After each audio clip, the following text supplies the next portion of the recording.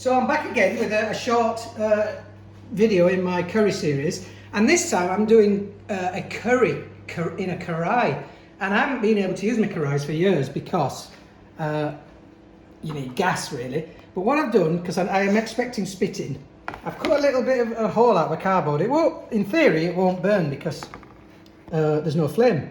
So that just fits perfectly in there and sits on the base.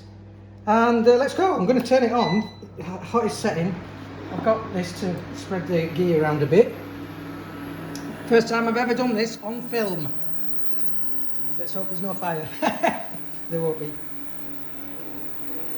And yeah, right, we're getting some heating, so I actually just want to spread the ghee around at this point, and then I'm going to drop the curry in and give it a little bit of burn like you get in the Indian restaurant when you...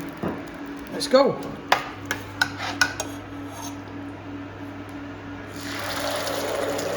Right, I'm going to actually turn it back on to get it going. A bit more. That's what we're talking about.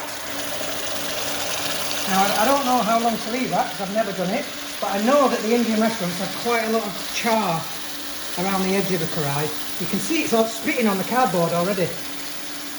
Right, I'm going to turn that off, and I'm going to transfer that to the wooden tray, and that is chicken saag Karahi.